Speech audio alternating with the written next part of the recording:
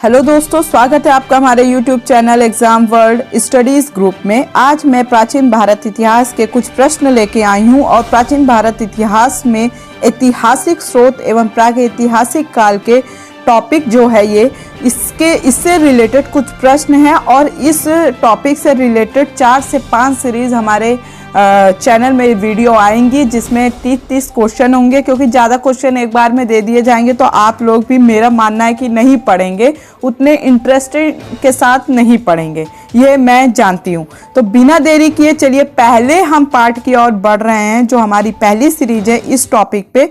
पहला प्रश्न हमारा इस सीरीज का, भारत के नामकरण के संदर्भ में भारतवर्ष का उल्लेख किस ग्रंथ में मिलता है? ऑप्शन ए है अष्टाध्यायी, ऑप्शन बी है अर्थशास्त्र, ऑप्शन सी है आर्यभट्टियम, ऑप्शन डी है आचार्यांक सूत्र। इसका जो ऑप्शन ए है वो बिल्कुल सही है, अष्टाध्यायी। आप यहाँ पे इसकी पुस्तक भी देख रहे हैं, स्क्रीन में इसकी पुस्तक आ गई है और ये अष्टाध्यायी के लेखक जो हैं वो है पाणिनि। ठीक है, स्क्रीन में देखिए फोटो आ रही है, आप लोग ध्यान से देखिए। इसी पुस्तक में भारतवर्ष का उल्लेख मिलता है। नेक्स्ट प्रश्न की ओर हम बढ़ रहे हैं अपने। प्रश्न नंबर 2 है, निम्नलिखित में से किसका निवास स्थान होने के कारण भारत का नाम आर्यवत पड़ा? तो ऑप्शन ए है इस प्रश्न का भरत, ऑप्शन बी है द्रविड़, ऑप्शन सी है आर्य और ऑप्शन डी है दुष्यंत। इसका जो सही उत्तर है वो है ऑप्शन सी, आर्य। इसका देखिए, इस प्रश्न से रिलेटेड आर्यों की ये फोटो है जो प्राचीन काल में थे उस टाइप का, तो ये फोटो है, आप लोग देख सकते हैं। चलिए आगे बढ़ रहे हैं हम। प्रश्न नंबर 3 है हमारा, दिए गए निम्नलिखित कथनों पर विचार कीजिए। ऑप्शन ए है हमारा, इसमें जो विचार करना है, पॉइंट 1 हमारा है, भारत का नामकरण ऋग वैदिक काल के प्रमुख जन भरत के नाम पर किया गया है। ऑप्शन नंबर 2 है इसमें, भारत को जम्बू द्वीप का एक भाग भी माना जाता है। उपयुक्त में से कौन सा कथन सही है या कौन सा कथन सही है? ठीक है, ऑप्शन ए है केवल एक कथन सही है इसमें, ऑप्शन बी है केवल 2, ऑप्शन सी है केवल 1 और 2, ऑप्शन डी है इनमें से कोई नहीं, यानी ना तो एक सही है ना तो 2 सही है। तो इसका जो प्रश्न ऑप्शन नंबर सी है वो बिल्कुल सही है। 1 और 2 ये दोनों ऑप्शन इसमें बिल्कुल सही है, यानी भारत का नामकरण ऋग्वैदिक काल के प्रमुख जन भरत के नाम पर किया गया। और ऑप्शन 2 है जो इसमें, वो भी सही है कि भारत को जम्बू द्वीप का एक भाग भी माना जाता है। चलिए नेक्स्ट प्रश्न की ओर बढ़ रहे हैं हम। प्रश्न नंबर 4 है, पुरातात्विक विधा को अभिप्राय है, पुरातात्विक विधा का अभिप्राय है किससे है? ऑप्शन ए है सिक्कों का अध्ययन से, ऑप्शन बी है शिलालेखों का अध्ययन से, ऑप्शन सी है महाकाव्य के अध्ययन से, काव्यों के अध्ययन से, ऑप्शन डी है भूगोल के अध्ययन से। सही उत्तर जो है वो है ऑप्शन बी, शिलालेखों के अध्ययन से। तो यानी शिलालेखों का अध्ययन जो है वो पुरातात्विक विधा का अभिप्राय है। ये देख रहे हैं आप इस ऑप्शन प्रश्न से रिलेटेड, ये शिलालेख है जिस प्रकार का अध्ययन इस पे का किया जाता है। ये पिक्चर है, आप लोगों के सामने है, देख लीजिए आप लोग। नेक्स्ट प्रश्न की ओर बढ़ रहे हैं हम। प्रश्न नंबर 5 है, निम्नलिखित में से कौन सा एक सुमेलित नहीं है? ऑप्शन ए है, एक तरफ अभिलेख दिए गए हैं और एक तरफ शासक दिए गए हैं। अब आपको देखना है कि इन अभिलेखों से क्या ये शासक मैच कर रहे हैं, सही है या गलत है। ऑप्शन ए हाथी गुम्फा अभिलेख, इससे रिलेट किया गया है खारवेल को। ऑप्शन बी है देवपाड़ा अभिलेख, इससे जोड़ा गया है यशोधर्मन जी को। ऑप्शन सी है प्रयाग प्रशस्ति अभिलेख, समुद्रगुप्त जी का है। ऑप्शन डी है नासिक अभिलेख सातकर्णी, इसे जोड़ा गया है गौतमी पुत्र से। तो इसमें से आपको देखना है, इस प्रश्न में पूछा गया है कि कौन सा सुमेलित नहीं है, यानी कौन सा ऑप्शन इसमें गलत है। तो इसमें ऑप्शन बी जो है देवपाड़ा अभिलेख, ये गलत है। ठीक है, यानी यही इसमें सही भी रहेगा, यशोधर्मन का। ठीक है, ये गलत है। नेक्स्ट प्रश्न है, दिए गए निम्नलिखित कथनों पर विचार कीजिए। ऑप्शन ए है प्रारंभिक अभिलेख शिलालेख, शिलाओं, स्तंभों, ताम्रपत्रों, दीवारों, मुद्राओं और पर खुदे हुए मिले हैं। ऑप्शन 2 है सबसे प्राचीन अभिलेखों में मध्य एशिया के बोगजकोई से प्राप्त अभिलेख हैं। तो इन दोनों ऑप्शन में आपको ढूंढना है कि ये दोनों ऑप्शन सही है या फिर गलत है। लिखा है ना यहाँ पे उपयुक्त में से कौन सा कथन सही है या फिर नहीं है।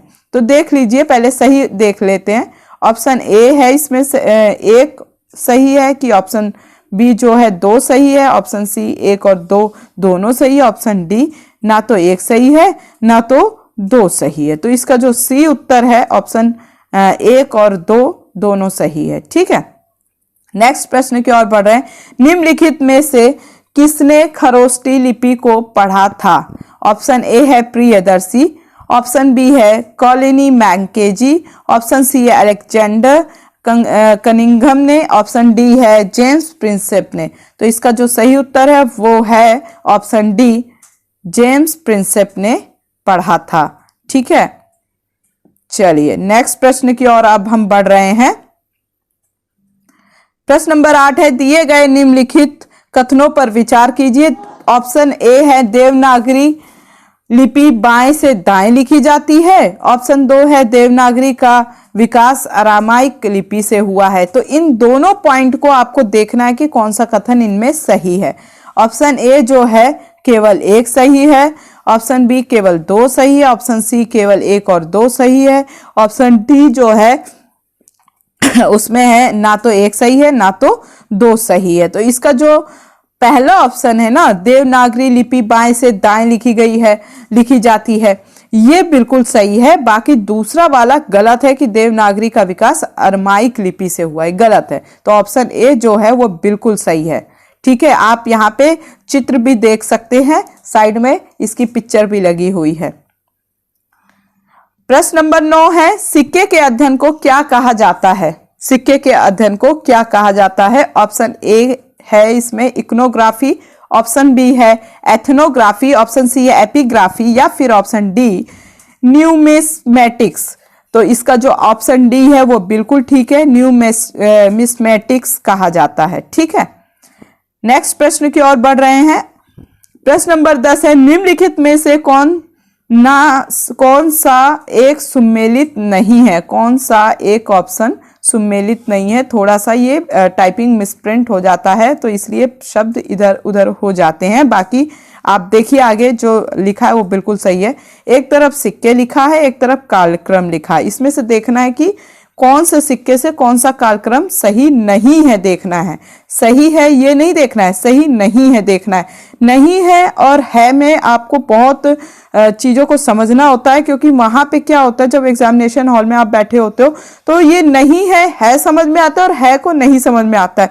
तो इसका घर में आप प्रैक्टिस कर लीजिएगा ऐसे सीरीज के क्वेश्चन का। ठीक है, कई बार गलती होती है देखने में, यहाँ पे आप पढ़ोगे तो लगेगा नहीं गलती नहीं हो रही है, लेकिन एग्जामिनेशन हॉल में बैठोगे ना तो वहां गलती हो जाती है।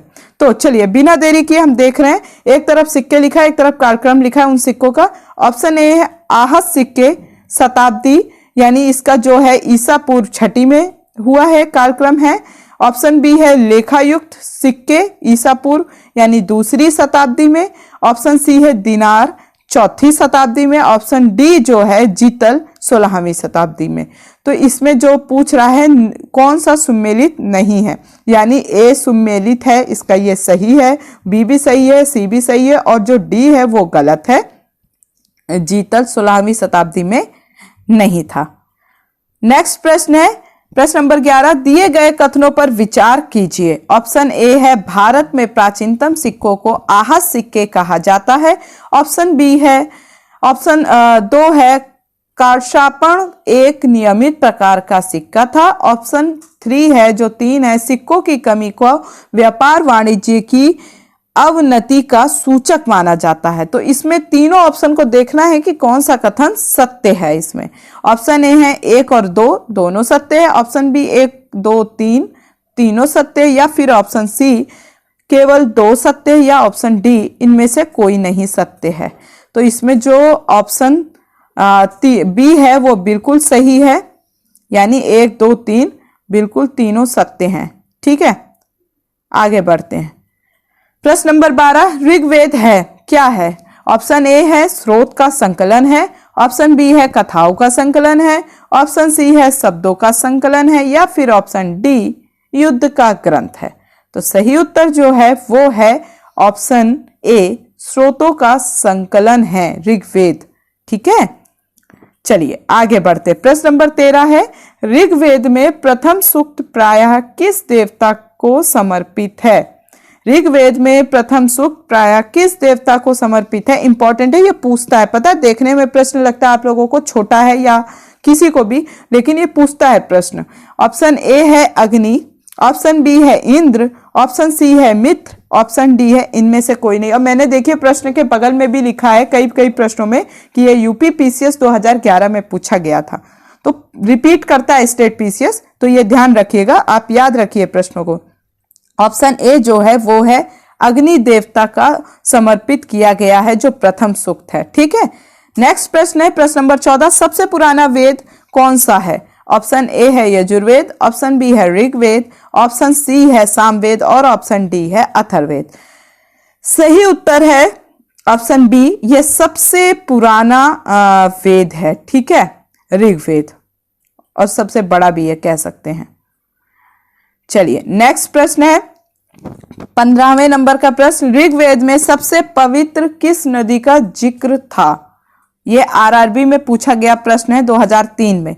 ऑप्शन ए है सरस्वती, ऑप्शन बी है गंगा, ऑप्शन सी है यमुना और ऑप्शन डी है सिंधु। सही उत्तर जो है वो है सरस्वती नदी को पवित्र माना गया था। ठीक है, ऋग्वेद में। नेक्स्ट प्रश्न है हमारा 16वें नंबर का प्रश्न है, निम्नलिखित में से किसका संकलन ऋग्वेद पर आधारित है? निम्नलिखित में से किसका संकलन ऋग्वेद पर आधारित है? यह यूपी पीसीएस 1997 में यह क्वेश्चन पूछा गया था। ठीक है, ऑप्शन ए है यजुर्वेद पर आधारित है, ऑप्शन बी है सामवेद, ऑप्शन सी है अथर्ववेद, ऑप्शन डी है इनमें से कोई नहीं।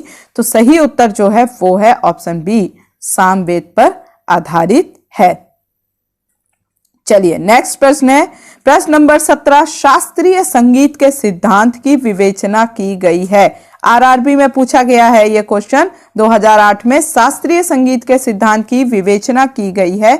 कौन से वेद में किया गया है शास्त्रीय नृत्य संगीत की?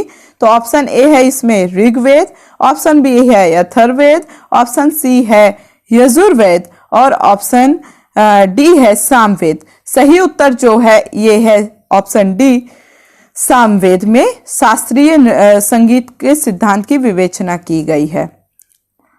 नेक्स्ट प्रश्न है प्रश्न नंबर 18, दिए गए कथनों पर विचार कीजिए। ऑप्शन एक है इसमें, सामवेद भारतीय संगीत शास्त्र पर प्राचीनतम पुस्तक है। ये सही है, अभी ये क्वेश्चन गया देखिए आप लोगों के जस्ट इससे पहले। ठीक है, इसमें संगीत का विवेचना किया गया है।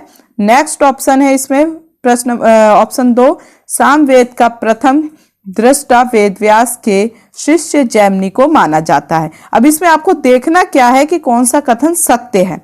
ऑप्शन ए है केवल एक, ऑप्शन बी है केवल दो, ऑप्शन सी है एक और दो दोनों, ऑप्शन डी है ना तो एक ना तो दो, मतलब दोनों में से कोई, दोनों गलत है। तो इसमें जो ऑप्शन सी है ना वो बिल्कुल सही है, यानी दोनों पॉइंट बिल्कुल सही है। पहला भी जो इससे पहले देखिए उत्तर आप लोग जान भी गए होंगे, इससे जस्ट पहले ही मैंने ये प्रश्न सॉल्व करवाया है। और ऑप्शन 2 जो है ये भी सही है, सामवेद का प्रथम दृष्टा वेदव्यास के शिष्य जैमिनी को माना जाता है। नेक्स्ट प्रश्न है हमारा 19 नंबर का प्रश्न है, शुक्ल यजुर्वेद एवं कृष्ण यजुर्वेद का संबंध किस वेद से है? शुक्ल यजुर्वेद एवं कृष्ण यजुर्वेद का संबंध किस वेद से है? ये आरआरबी में 2010 में क्वेश्चन पूछा गया। देखिए ये ना मेंशन आउट है, क्वेश्चन पूछे जाते हैं, हेर फेर हो जाता है क्वेश्चन का, कभी आरआरबी में पूछ रहा है तो कभी एसएससी में पूछेगा, तो कभी दूसरे स्टेट पीसीएस के वनडे एग्जाम में पूछ लेगा, तो कहो स्टेट पीसीएस में पूछ लेता है। तो ये नहीं कहा, जो लोग कहते हैं ना कि आजकल देखिए आप स्टेट पीसीएस में भी कभी कभी वन लाइनर पूछ लेता है, ऐसे क्वेश्चन आ जाते हैं, और कभी कभी कॉन्सेप्चुअल पूछ लेता है। तो आपको दोनों रूप से तैयार रहना है, वन लाइनर भी कॉन्सेप्चुअल पढ़ रहे हैं, जब पूरा एकदम इतिहास पूरा हिस्ट्री पढ़ रहे हैं, कहानी पढ़ रहे हैं, तो उसमें मेन पॉइंट याद रखिए वन लाइनर टाइप में, चाहे वो ईयर हो गया या कोई स्थापना हो गई, कोई कुछ भी हो गया, तो वन लाइनर बेस पे आपको लगता है कि ये पॉइंट बन सकता है तो उसे याद रखिए हमेशा। तो अन्य एग्जाम के लिए भी वो आपके लिए महत्वपूर्ण हो जाता है। चलिए, इसमें ऑप्शन ए है इस प्रश्न का ऋग्वेद से, ऑप्शन बी है अथर्ववेद से, ऑप्शन सी है यजुर्वेद से और ऑप्शन डी है सामवेद से। सही उत्तर जो है वो है ऑप्शन सी यजुर्वेद से, इसमें संबंधित है शुक्ल यजुर्वेद और कृष्ण यजुर्वेद। ठीक है, नेक्स्ट प्रश्न है प्रश्न नंबर 20, दिए गए कथनों पर विचार कीजिए। ऑप्शन ए एक है इसमें यजुर्वेद में कुल 40 मंडल है, ऑप्शन बी है यानी 2 है ऑप्शन इसमें शुक्ल यजुर्वेद से वाज सनई संहिता संबंध है, ऑप्शन 3 है यजुर्वेद में रत्नियों की चर्चा है। तो इसमें सत्य कथन ढूंढना है आप कि ये तीनों सत्य है या इनमें से कौन सा सत्य नहीं है। ठीक है, ऑप्शन ए है केवल 1, ऑप्शन बी है केवल 2, ऑप्शन सी है केवल 1, 2 और 3 सॉरी, ऑप्शन डी है इनमें से कोई नहीं। सही उत्तर जो है इसमें ऑप्शन सी है, तीनों सही है ये कथन। ठीक है, देख लीजिए एक बार आप साइड में कितने प्रश्नों में आप देखिए फिगर भी आ रहा है, इसमें मैंने डायग्राम डाल दिया है तो आप उससे भी रिलेट कर करके चीजों को देखिए, याद रहेगा। एक बार पिक्चर को भी देख लीजिए तो याद रहेगा, हाँ ये पिक्चर देखी थी, इससे ये प्रश्न रिलेट करते हैं, याद रहता है, एक माइंड में अच्छी मेमोरी रहती है और फिर वो भूलता नहीं है। चलिए, नेक्स्ट प्रश्न है हमारा प्रश्न नंबर 21, किस वेद में सभा एवं समिति को प्रजापति की 2 पुत्रियां कहा गया है? यह यूपीपीसीएस 2009 में क्वेश्चन पूछा गया है। किस वेद में सभा एवं समिति को प्रजापति की 2 पुत्रियां कहा गया? ऑप्शन ए है ऋग्वेद में कहा गया, ऑप्शन बी है सामवेद में कहा गया, ऑप्शन सी यजुर्वेद में कहा गया या फिर ऑप्शन डी अथर्ववेद में कहा गया है। जो सही उत्तर है वो है ऑप्शन डी अथर्ववेद में कहा गया है। सभा और समिति को प्रजापति की पुत्री कहा गया है, देख सकते हैं आप लोग। नेक्स्ट प्रश्न है, आयुर्वेद अर्थात जीवन का विज्ञान का उल्लेख सर्वप्रथम मिलता है, किसमें मिलता है? यह यूपीपीसीएस 1994 में पूछा गया है, यूपीपीसीएस के एग्जाम में। ये बाद में भी पूछा जाता है, ऐसा नहीं है कि नहीं पूछा गया, फिर भी पूछा गया, लेकिन मैंने एक सन डाल दिया है इसमें जो मुझे दिखा। ऑप्शन ए है आरण्यक में, ऑप्शन बी है सामवेद में, ऑप्शन सी है यजुर्वेद में और ऑप्शन डी है अथर्ववेद में। सही उत्तर जो है वो है ऑप्शन डी अथर्ववेद में। ठीक है, देख लीजिए आप लोग, जीवन का विज्ञान कहा जाता है। चलिए, नेक्स्ट प्रश्न है प्रश्न नंबर हमारा है 23, किस वेद में सभा को नरिष्ठ अर्थात सामूहिक वाद विवाद या अनुल्लंघनीय कहा गया है? ऑप्शन ए है ऋग्वेद को, ऑप्शन बी है यजुर्वेद को, ऑप्शन सी है सामवेद को या ऑप्शन डी अथर्ववेद को। सही उत्तर जो है वो है ऑप्शन डी अथर्ववेद को नरिष्ठ सामूहिक वाद विवाद और अनुल्लंघनीय कहा गया है। ठीक है, चलिए बिना देरी किए प्रश्न नंबर 24 की ओर। त्रयी नाम है, त्रयी नाम किस मतलब किसको कहा जाता है? ऑप्शन ए है तीनों वेदों को, ऑप्शन बी है धम्म संघ व बुद्ध को, ऑप्शन सी है हिंदू धर्म के तीनों देवताओं को, ऑप्शन डी जो है 3 मौसमों को। तो इसका जो सही उत्तर है वो है ऑप्शन ए, तीनों वेदों को त्रयी नाम से जाना जाता है। नेक्स्ट प्रश्न है, और 3 वेद कौन? ऋग्वेद, यजुर्वेद और सामवेद। ठीक है, अथर्ववेद बाद में आया था, बहुत बाद में आया था। ठीक है, प्रश्न नंबर 25 है, निम्न को सही सुमेलित कीजिए।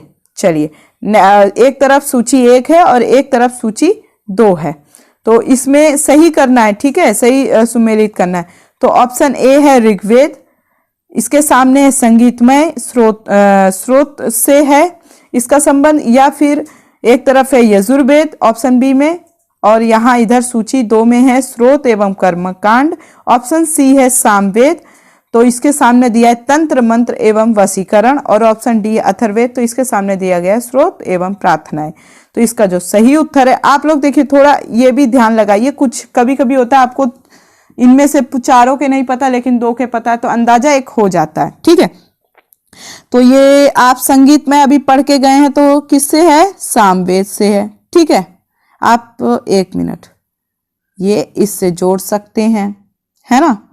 तो और अथर्ववेद का क्या है? तंत्र मंत्र एवं वशीकरण से है। और जो यजुर्वेद है वो स्रोत एवं कर्मकांड से है। और ऋग्वेद जो है वो स्रोत एवं प्रार्थनाएं से रिलेट है। तो इसका जो सही उत्तर हो जाएगा वो है ऑप्शन ए 4 2 1 3। ठीक है, 4 2 1 3। समझ गए आप लोग? चलिए नेक्स्ट प्रश्न की ओर बढ़ रहे हैं। प्रश्न नंबर 26, दिए गए निम्नलिखित कथनों पर विचार कीजिए। ऑप्शन ए है ऋग्वेद के यज्ञकर्ता को होता कहा जाता था, ये भी सही है। होता, होत्री ऐसे लिखा रहता है, कई किताब में होत्री लिखा होता है, संस्कृत टाइप शब्द होता है। और ऑप्शन 2 है इसमें, यजुर्वेद के यज्ञकर्ता को अथर्वयु कहा जाता था। ऑप्शन सी है सामवेद के गायनकर्ता को उद्गाता कहा जाता था। ऑप्शन 4 है अथर्ववेद के यज्ञकर्ता को ब्रह्मा कहा जाता था। तो इसका जो सही उत्तर आपको ढूंढना है, यूपी से 2006 में प्रश्न पूछा गया है। ऑप्शन ए है इसमें 1 और 2 सही है। ऑप्शन बी है 2 और 3 4 सही है। ऑप्शन सी है 1 2 और 3 सही है। या फिर ऑप्शन डी इसमें 1 2 3 4 चारों ही ऑप्शन सही है। तो इसमें जो डी ऑप्शन है ना वो बिल्कुल सही है। ठीक है, ये तीनों पॉइंट बिल्कुल सही है, इसमें से कोई भी एक पॉइंट गलत नहीं है।